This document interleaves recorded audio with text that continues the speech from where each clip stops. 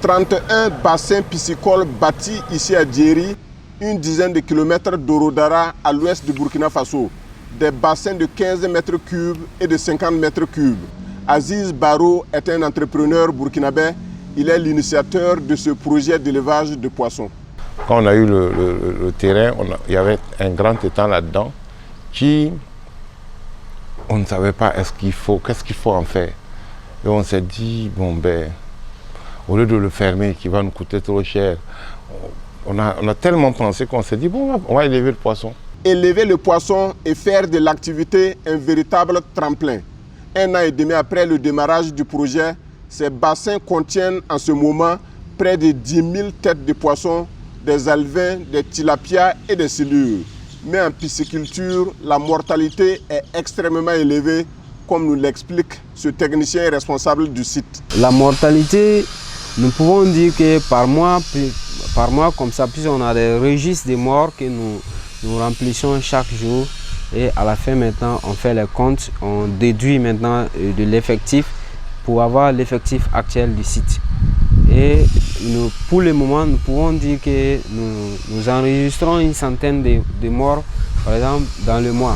L'autre difficulté majeure en pisciculture est le coût exorbitant de l'aliment, environ 60% des charges.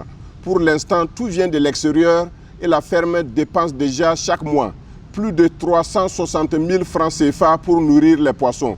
Pour minimiser ces coûts, Aziz Baro a déjà une idée, produire sur place l'aliment pour la ferme. Vous avez une marque aujourd'hui que vous donnez à vos poissons.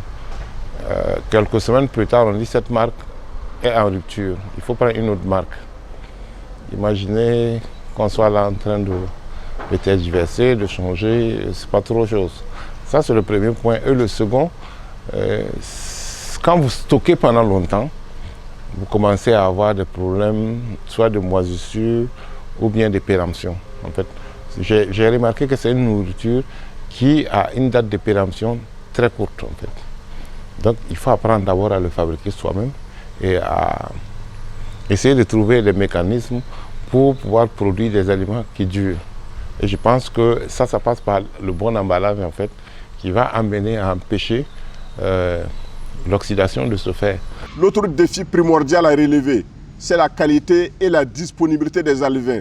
Ici aussi, Aziz ne manque pas d'imagination. Nous comptons mettre en place aussi une closerie pour pouvoir nous fournir nous-mêmes en alevins. Pourquoi? Et les autres. Pourquoi? Parce que quand nous sommes rentrés dans le domaine, on s'est rendu compte franchement qu'il y a un problème criard d'alevins. Voilà. Alors, ceux qui s'y connaissent bien sont occupés à autre chose plutôt qu'à produire. Et nous qui voulons le produire aussi, nous ne connaissons pas bien. Nous, on apprend en fait. Nous sommes venus pour apprendre. Voilà. À terme, l'entrepreneur Aziz Baro, titulaire d'un diplôme universitaire en polytechnique option agro-industrie obtenu à Abidjan en Côte d'Ivoire, compte pêcher dans ses bacs au moins 5 tonnes de poissons frais par mois avec un chiffre d'affaires moyen de 7,5 millions de francs CFA chaque mois. En pisciculture au Burkina Faso, le marché d'écoulement est loin d'être saturé. La prévision, je dis bien la prévision, c'est 5 tonnes. Mais pour le moment, je ne me soucie pas de vendre. Ce n'est même pas un souci pour moi. Et je ne cherche même pas à comment le vendre. Vous pensez que le marché est sûr? Nous avons déjà en perspective 3 personnes qui plutôt sont en négociation avec nous pour être les privilégiés. Donc on n'a pas à penser à vendre. On a plutôt à penser aujourd'hui à bien produire.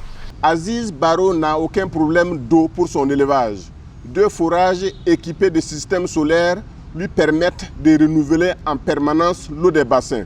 L'installation de cette machine de production d'oxygène qui fonctionne 24 heures sur 24 améliore aussi la qualité de l'eau pour le poisson.